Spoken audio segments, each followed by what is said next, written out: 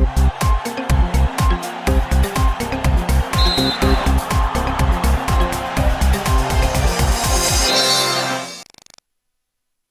mnapokea kijiti kutoka kwake Fatma Hassan kwa ajili ya kuangaza habari za michezo na burudani. Jina langu ni Esther Mtebe. Karibu na tuanze kwa habari za michezo kitaifa.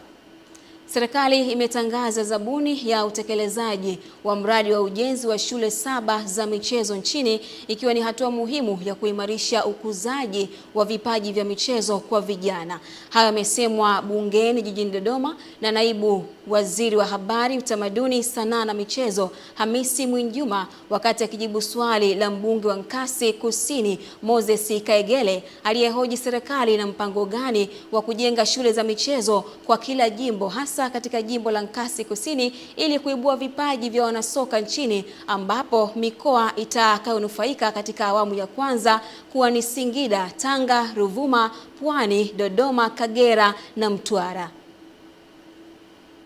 Kukamilika kwa shule hizo kutasaidia kuibua na kukuza vipaji vya wanafunzi katika michezo mbalimbali huku wakipata fursa ya kuendelea na masomo. Mheshimiwa Naibu Spika, naomba nimhakikishie Mheshimiwa mbunge kuwa katika awamu zinazofuata za utekelezaji wa mradi huu, mkoa wa Rukwa utafikiwa na unatarajiwa kunufaika kwa kuwa na shule 2 za michezo ambapo zitasaidia kuibua vipaji vya michezo mbalimbali ikiwa ni pamoja na mchezo wa soka. Kwa bahati nzuri, mkoa wa Rukwa haujafikiwa, zamu yake haijafika kwenye hii awamu ya kwanza ya utekelezaji wa mradi huu. Tunayo mikoa 7 lakini mkoa wa Rukwa zamu yake haijafika. Na jambo la pili ni kwamba mapendekezo ya vituo hivi vya michezo na elimu tukavijenge wapi huwa yanatoka mkoani.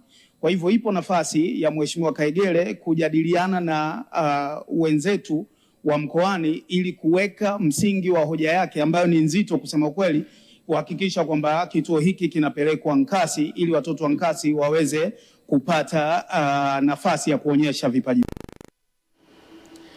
Waziri wa Nchi, Ofisi ya Makamu wa Rais, Muungano na Mazingira, Mhandisi Hamadi Yusuf Masauni ameitaka kamati ya ligi ya Muungano kufanya tathmini ya kina ya maboresho ya ligi hiyo kwa msimu ujao wa 2027 ili kuongeza ushindani na hamasa ya ligi hiyo. Pia Waziri Masauni ametaka tathmini hiyo kuangalia namna ya kukuza vipaji vya wachezaji, kuongeza ubora wa timu za Tanzania katika mashindano ya kimataifa na kuunga mkono juhudi za Rais Daktari Samia na Daktari Mwinyi za kuimarisha miundombinu ya michezo nchini. Tupate taarifa zaidi. Ni kauli yake Waziri wa Nchi, Ofisi ya Makamu wa Rais, Muungano na Mazingira, Mhandisi Hamadi Yusuf Masauni aliyoitoa wakati wa hafla ya utoaji wa tuzo na zawadi kwa walioshiriki na kufanikisha ligi ya Muungano 2026. Mashindano haya ni muhimu sana. Sio tu kwamba yanalenga kuleta umoja, mshikamano wa Tanzania na kuimarisha muungano wetu, bali pia ni mashindano muhimu katika kuandaa wachezaji wetu wana mazoezi na maandalizi ya kutosha wanapojiandaa kushiriki mashindano mbalimbali ya kimataifa, hususan timu yetu ya taifa ya mpira wa miguu. Kuna haja ya kufanya tathmini ya kina ya mashindano haya ili tutakapofanya mashindano mengine mwakani, sio tu lengo letu la kutumia mashindano haya kufikisha ujumbe wa muungano, lakini hata lengo la kuimarisha wachezaji wetu, kuimarisha timu zetu za taifa yaweze kutimia. Aidha, Waziri Masauni amezipongeza timu shiriki kwa kuonesha nidhamu ya mashindano, hali iliyowapa thamani mashindano hayo na kuwa bora zaidi katika kukuza viwango vya wachezaji. Tunataka tuone kazi kubwa ambayo viongozi wetu wamefanya ya uwekezaji mkubwa wa miundombinu ya michezo ikiwa viwanja vya kisasa na kadhalika inaweza kutumika vyema. Waziri wa Habari, Sanaa, Utamaduni na Michezo Zanzibar, Dr. Riziki Pembe Juma anaomba wadau wa michezo kuendelea kushirikiana na serikali katika kukuza sekta ya michezo nchini. Tunakuja na Muungano Cup 2027 inakuja, kuna AFCON 2027, Mapinduzi Cup 2027, na tuna ligi mbalimbali ambazo zinaendelea. Kwa hiyo tunakuombeni sana muendelee kutushika mkono, muendelee kushirikiana na serikali. Mchezo wa nusu fainali ya kwanza, timu ya Yanga na timu ya Azam ulijulikana kama Dr. Samia Day. Kwa nini? Kutambua mchango mkubwa Mheshimiwa Rais wa Jamhuri ya Muungano Dr. Samia Suluhu Hassan katika kuisimamia na kuendesha Tanzania, lakini zaidi kwenye michezo. Zishirikisha timu 8, timu 4 kutoka Tanzania bara ikiwemo Simba, Yanga, Azam na Singida Black Star, na kwa upande wa Zanzibar timu zilizoshiriki mashindano hayo ilikuwa Mlandege, KVZ, Mafunzo na Mwembe Makumbi. Juma Kasim, Channel 10, Zanzibar.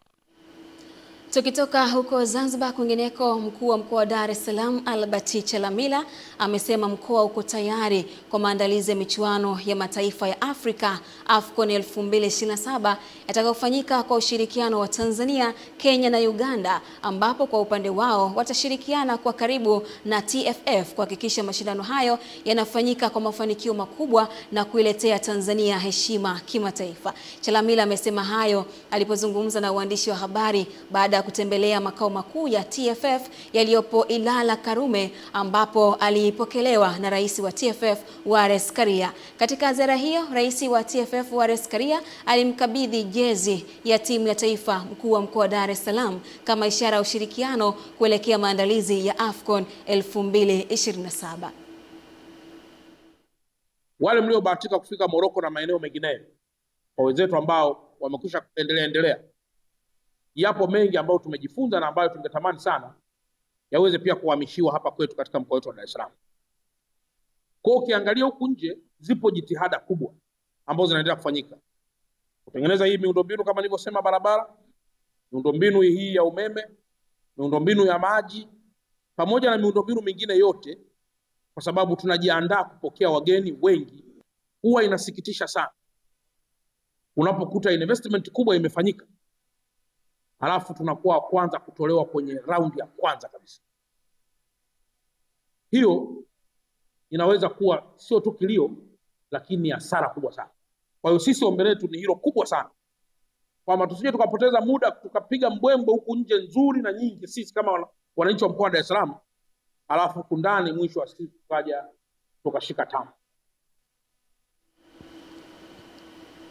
Zaidi ya mataifa 7 duniani yanatarajiwa kushiriki mashindano ya Afrika ya Pickleball yatakayoanza kutimua vumbi tarehe 27 hadi tarehe 31 mwezi huu katika viwanja vya klabu ya Racket ya Afrika Mashariki jijini Dar es Salaam.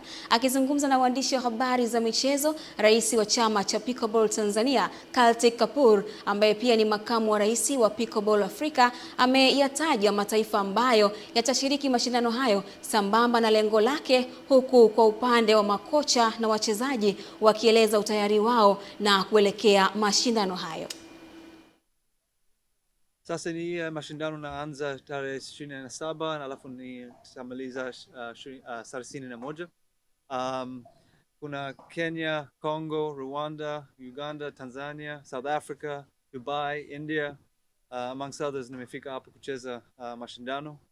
Sasa pickleball nimeanza kwa Dar es Salaam, lakini nimeona kwa ndani hiyo mwaka 2026-2025 nimeshaingia Morogoro, Tanga, hata Kagera, Arusha, Zanzibar. Nimeona growth ni kubwa sana, kuna opportunity kubwa. Sio lazima uwe na kiwanja maalum imara kila sehemu. Unaweza kucheza sehemu yoyote. Ukiwa na sakafu, sehemu ya sakafu au lami, unaweza kuweka string kidogo, unakuwa na vibao, mipira, unaanza tu. Kwa hiyo ni mchezo mmoja, ni rahisi kusogeza mikoani.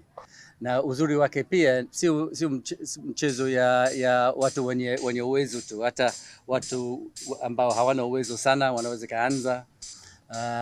Vile vile hata walemavu wanaweza kushiriki.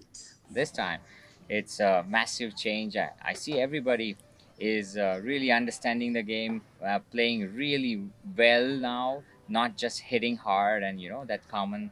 Everybody's hungry to learn, everybody's hungry to improve their level, so that's a great thing here.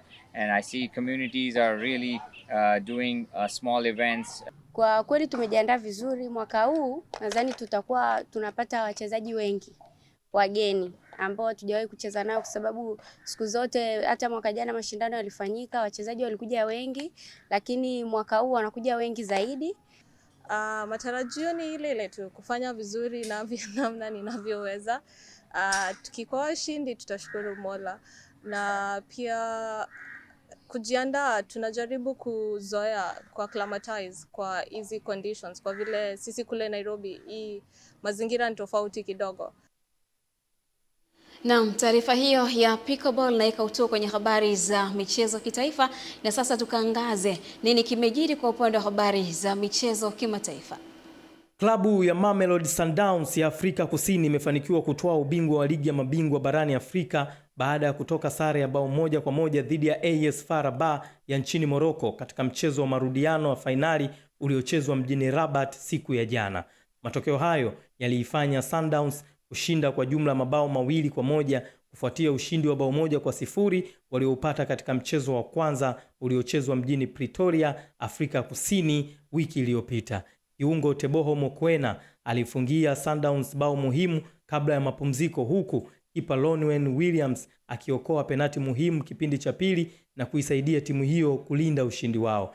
Hii ni mara ya pili kwa Masanda wana kutoa taji hilo la Afrika baada ya kufanya hivyo kwa mara ya kwanza mwaka 2016 wakiwa chini ya kocha Pitso Mosimane. Ushindi huo pia umewahakikishia wa Brazil kushiriki mashindano ya kombe la dunia la vilabu kwa mwaka 2029. Kenny Malila, Channel 10 Michezo. Anatamatika hivyo Kenny Malila akituangazia habari za michezo kimataifa. Na ndivyo ambavyo tunaweka utua kwenye habari za michezo na burudani kwa usiku huu wa leo. Mimi naitwa Esther Mtebe. Nikukumbushe tu kwamba wiki imeanza, changa vizuri karata zako.